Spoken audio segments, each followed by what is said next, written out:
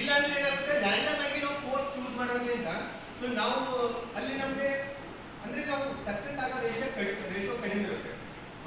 So random ಆಗಿ ಯಾವುದೋ ಒಂದು ಕೋರ್ಸ್ ಚೂಸ್ ಮಾಡ್ಕೊಳ್ಳೋಕ್ಕಿಂತ ಒಂದು ಸೈಕೋಮೆಟ್ರಿಕ್ ಟೆಸ್ಟ್ ಅಂತ ನಾವು ಕಂಡಾಗ ಇದು ಅಪೀಲ್ ಮಾಡಿರುವ ಅಂತಂದ್ರೆ ನಿಮ್ದು ಸ್ಟ್ರೆಂತ್ ನಿಮ್ದು ವೀಕ್ನೆಸ್ ಬೇಸ್ ಮೇಲೆ ನಿಮ್ಗೆ ರಿಸಲ್ಟ್ ಸಿಗುತ್ತೆ. ಅಂದ್ರೆ ನೀವು ಯಾವ ಕೋರ್ಸ್ಗೆ ಸೂಟಬಲ್ ಇದ್ರಿ, ಬಿಟೆಕ್ ಇದ್ರೆ ಅಥವಾ ಡಿಡಿಎಂ ಇದ್ರೆ, BCA ಇದ್ರೆ ಅಥವಾ ಮೆಡಿಕಲ್ ಇದ್ರೆ, ಸೊ ಯಾವ ಒಂದು ಕೋರ್ಸ್ ನಿಮ್ದು ಚಾಯ್ಸ್ ಏನಿರ್ತಲ್ಲ ಅದ್ರ ಬೇಸ್ ಮೇಲೆ ಒಂದು ರಿಸಲ್ಟ್ ಬರ್ತದೆ. ಸೊ ಆ ಒಂದು ಬೇಸ್ ಮೇಲೆ ನೀವು ನೆಕ್ಸ್ಟ್ ಸ್ಟೆಪ್ ತಗೊಳ್ಳೋಕೆ ಈಸಿ ಆಗ್ತದೆ. ಸೊ ಅದಾದ ನಂತರ ಲವ್ಲಿ ಪ್ರೊಫೆಷನಲ್ ಯೂನಿವರ್ಸಿಟಿ ಅಂತ ಹೇಳಿ ಒಂದು ಪ್ರೈವೇಟ್ ಯೂನಿವರ್ಸಿಟಿ. ಇದು ಒಂದು ಯೂನಿವರ್ಸಿಟಿ ಬಂದ್ಬಿಟ್ಟು ಜಲಂಧರ್ ಸಿಟಿಯಲ್ಲಿ ಮೋರ್ ದೆನ್ 600 ಎಕರೆ ಕ್ಯಾಂಪಸ್ ಇದು. ಇಲ್ಲಿ ಒಂದು 40,000 ಸ್ಟೂಡೆಂಟ್ಸ್ ಸ್ಟಡಿ ಮಾಡ್ತಾ ಇರೋದು ಪ್ರೆಸೆಂಟ್.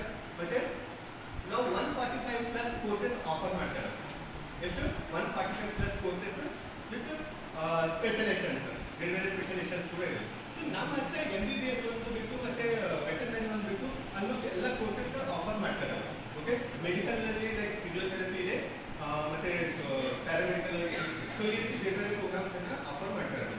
ಅದನ್ನ ಬಿಟ್ಟು ಈಗ ಇಂಜಿನಿಯರಿಂಗ್ ಅಲ್ಲಿ ಎಲ್ಲರೂ ಇಂಜಿನಿಯರಿಂಗ್ ಮಾಡ್ತೀವಿ. ಓಕೆ, ಸೊ ಇಂಜಿನಿಯರಿಂಗ್ ಆದ ತಕ್ಷಣ ನಮ್ಗೆ ಏನಾಗುತ್ತೆ ಅಂತಂದ್ರೆ ಓನ್ಲಿ ಕಂಪ್ಯೂಟರ್ ಸೈನ್ಸ್ ಅಂತ ಗೊತ್ತಾಗುತ್ತೆ. ಸೊ ಕಂಪ್ಯೂಟರ್ ಸೈನ್ಸ್ ನಲ್ಲೂ ಕೂಡ ಸಾಕಷ್ಟು ಸ್ಪೆಷಲೈಸೇಷನ್ಸ್ ಇದಾವೆ ಅಂತ ಗೊತ್ತಿಲ್ಲ.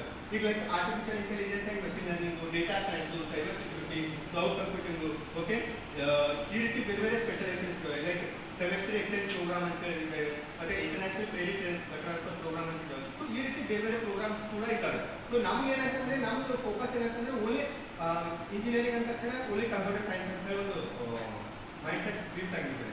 ಸೊ ಅದನ್ನು ಹೊರತುಪಡಿಸಿ ಬೇರೆ ಬೇರೆ ಅಪಾರ್ಚುನಿಟೀಸ್ ಇದಾವೆ ಅಂತ ಹೇಳಿ ನಮ್ಗೆ ಗೊತ್ತಿಲ್ಲ. ಸೊ ಅದಕ್ಕೋಸ್ಕರ ನಾವೇನ್ ಮಾಡಬೇಕು ಅಂತಂದ್ರೆ, ಸೊ ಆ ಒಂದು ಯಾವುದೇ ಒಂದು ಕಾಲೇಜ್ ನೀವು ಅಡ್ಮಿಷನ್ ತಗೊಳ್ತೀರಪ್ಪ ಅಂತಂದ್ರೆ, ಯಾವುದೇ ಒಂದು ಕಾಲೇಜ್ ನೀವು ಅಡ್ಮಿಷನ್ ತಗೊಳ್ತೀರಿ ಅಂತಂದ್ರೆ ಕೆಲವೊಂದು ಪ್ಯಾರಾಮೀಟರ್ಸ್ ಇದಾವೆ.